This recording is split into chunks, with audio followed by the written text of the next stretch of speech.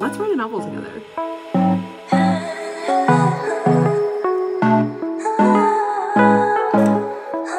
Hello friends and welcome back to my channel. My name is Katie and today I have a bit of an experiment slash I am taking inspiration from my very good friend Wallis, who several years ago now opened up her entire process into the writing of her book, which is now coming out to bookstores everywhere.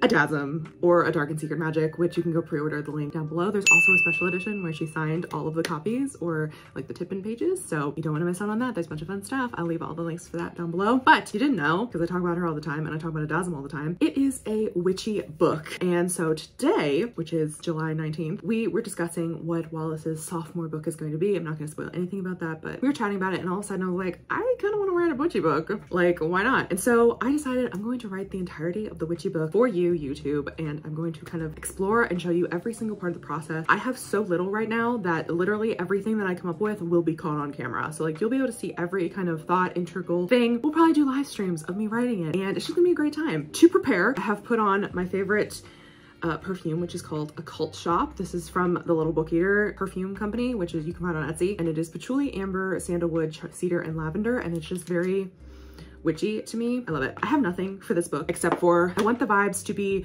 Halloween Town, practical magic, and of course, a dark and secret magic.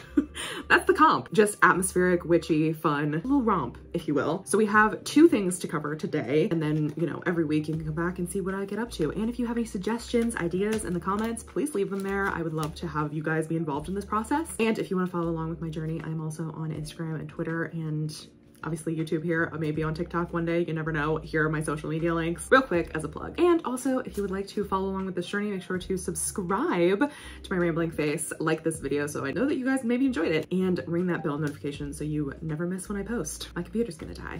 That's great. So today's agenda, we have two things. One, I'm gonna pick tarot cards, and basically I'm just gonna pick these to kind of get the vibe, the idea, the gist of what we're gonna be doing. And then there is a writer on TikTok, and I believe she's on YouTube as well, Sheridan Slack. I will leave her links down below as well. This is who she is, and she does this sort of thing where she basically brain dumps a bunch of ideas. She has two mirrors that she uses erase board markers on, which I don't have, but I do have my lovely whiteboard. She's back. She's making another appearance, and we're just gonna brainstorm. We're gonna brain dump, and we're just gonna put down things and see where they lead and such like that. And that's what today's video is gonna be. And then you'll have to come back next week for the continuation of this project. So that's what the plan is. Also, if you hear voices, I have Devesha, they're gonna be helping me kind of bounce ideas off of, so you'll get to hear our process. This is super collaborative. And before we get started, I just wanna say really quickly that I'm surprised I haven't done this before. I've thought about doing it before, but I haven't, and this time I'm doing it with a completely new project and completely opening up, because I feel like being a transparent as an author is super important, and showing off the process itself and not just like talking vaguely about it. Like, I understand why people don't wanna be copied or whatever, but I think for me personally, I love to shed light on things, and it's very important to me as a writer. So I hope you enjoy the series. I'm hoping that it'll go the way I planned. Very off the cuff, but most video ideas are. So without further ado, let's just dive into the taroting.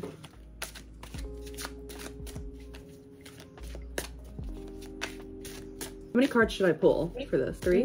3 acts? I'm thinking spooky thoughts.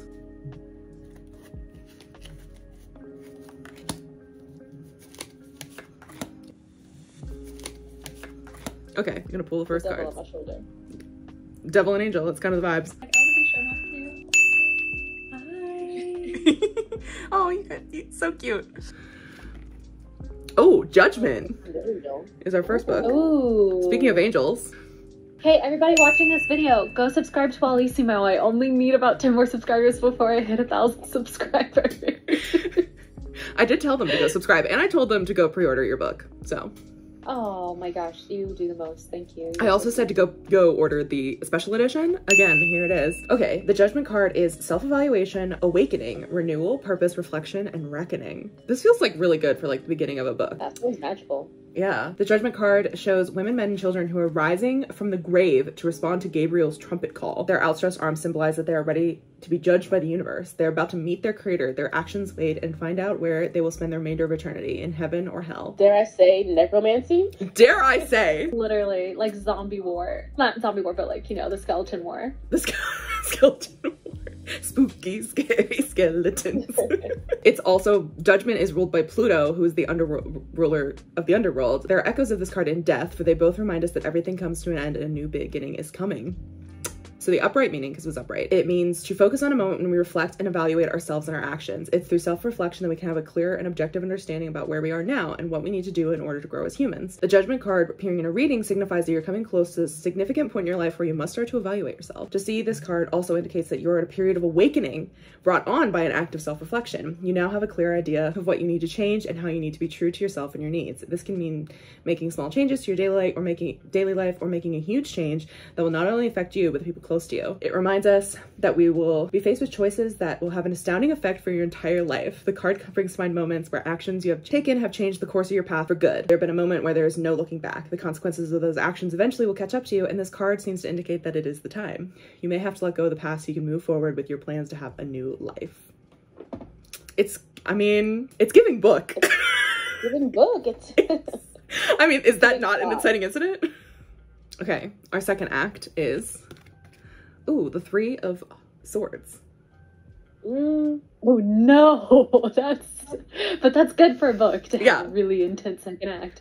But oh my gosh, that's an intense one. Okay. Yeah, separation, grief, sadness, sorrow, upset, loss, trauma, tears. Ooh, this book's gonna be intense. It depicts a message of rejection, betrayal, hurt, and discouragement. In moments like these, we would be well served by the mind. If you can think logically about it and prepare for the experience, the impact of this pain may be minimized. But remember too that grief and pain are a normal part of life because they make us appreciate what joy and happiness we have, as well as teaching us. It is through pain that we can learn to avoid mistakes that could lead us into danger and grief. It is therefore necessary in the journey of life. It's a depiction of suffering that is meant to make us stronger, more careful, and more vigilant. Sometimes life gives us no choice. We are knocked down. What determines one's future is the choice of whether to remain knocked down or rise again. Each little piece of suffering you encounter serves as a stepping stone to find deeper meaning in this world. This card comes at a time when you need to prepare yourself for the next stage of life. While the grief may be extremely hurtful, it enables you to forget your past and focus on your future, knowing that you have control over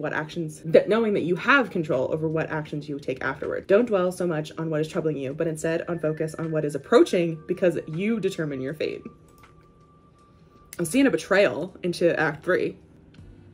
And then finally, the King of Pentacles. Oh, he's a jolly little guy.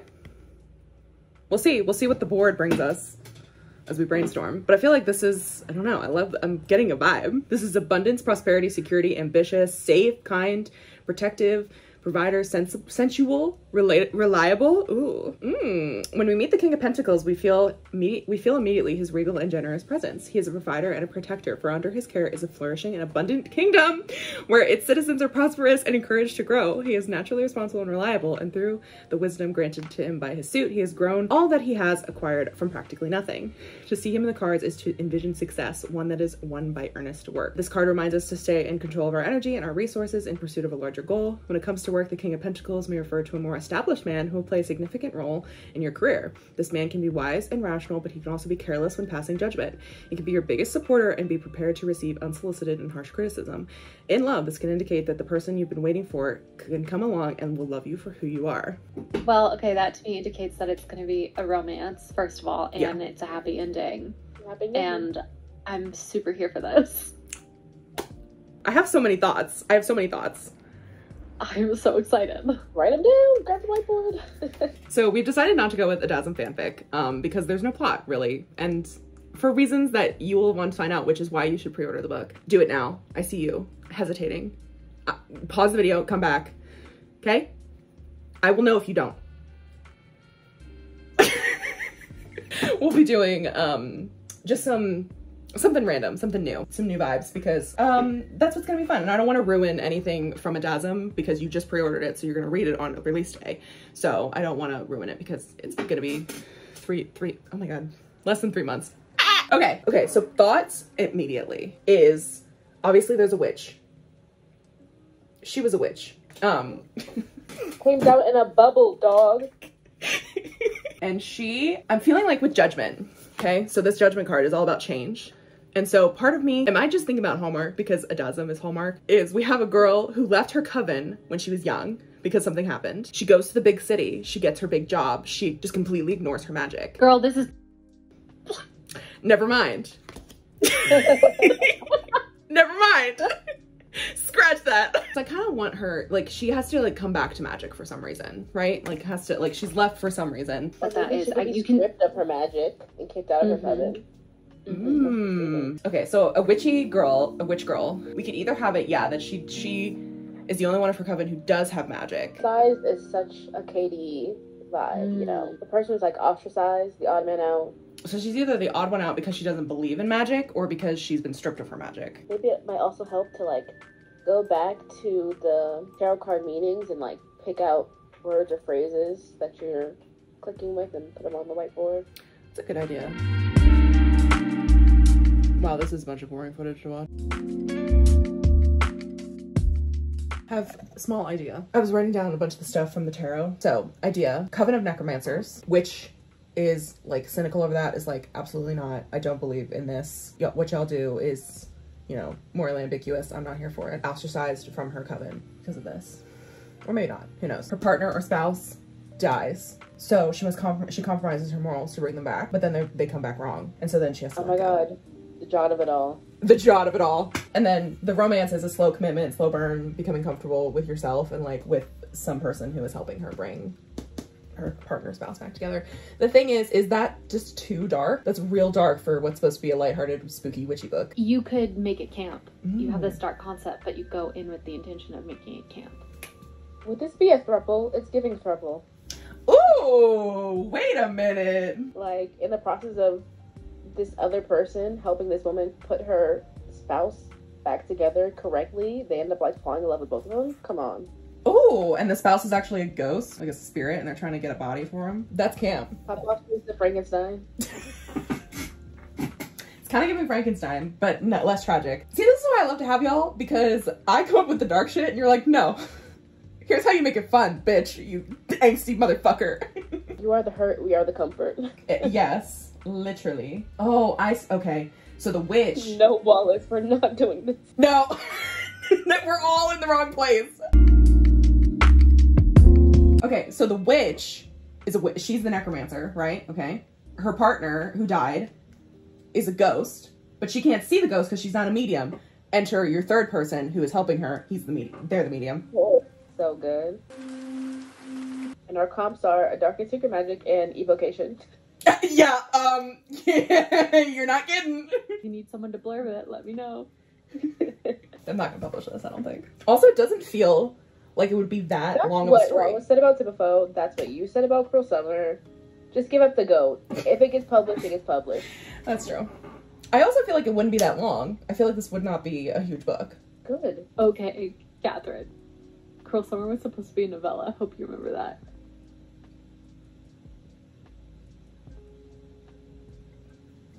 Leave me alone. And hide behind the whiteboard. But there we go, vlog. I think we have a concept. And a good one at that. Love it. Yeah, what the fuck? What aesthetic are you going to be exploring? That's a great question. What aesthetic? Is the next step of this journey / vlog is to make the Pinterest board? I think so. I think it'd probably be vlog. Yeah. It'd be a Pinterest board. It'd be like solidifying the aesthetic, the place that it would take, you know, where it would take place. Where will it take place? What region are you thinking? Ooh. New Orleans. I was kind of thinking that. I was thinking the South, even though I'm not from the South. I know, and that's like the only time I like Southern Gothic stories is when there's actual magic involved. Yeah. But then I worry. That's like, I don't want to get into voodoo because that's not my place.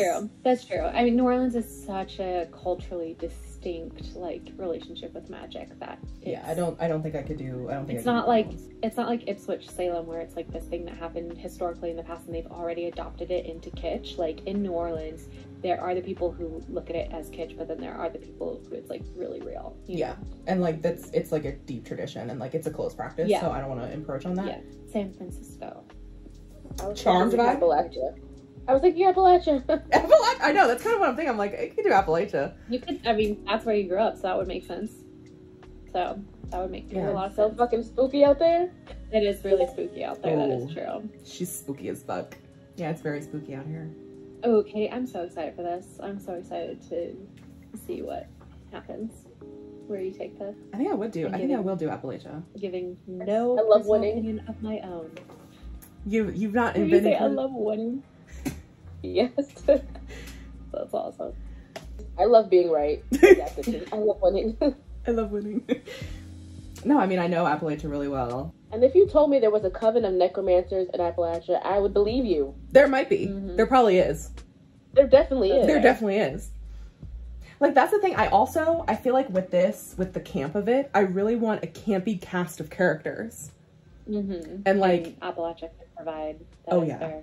Oh, yeah. Oh, yeah. You got the woman in the woods. Characters. You got the bog woman. You know, you got the lady with the bee's nest hair. Literally a woman who walks... The band with banjo. You got your mountain hikers. We would probably not go...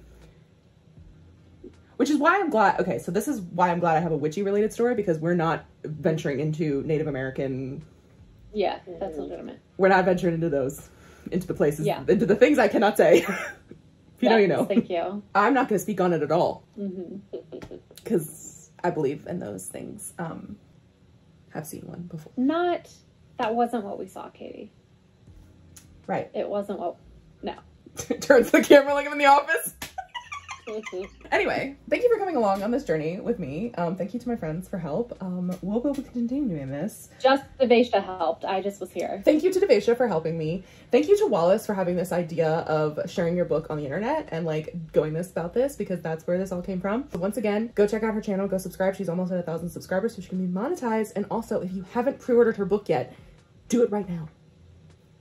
I see you not pre-ordering. Anyway, thank you so much for watching. Tune in next week where we talk about Appalachia and the aesthetic and the vibes, and we come up with a little spooky town and all of our spooky little characters with a throuple and ghosts and mediums. What a fun time. If you have any ideas, leave them in the comments. Thank you. Precisely. I would love to involve everyone in this journey. Make sure to subscribe to see more, and I will see you in the next one. Bye.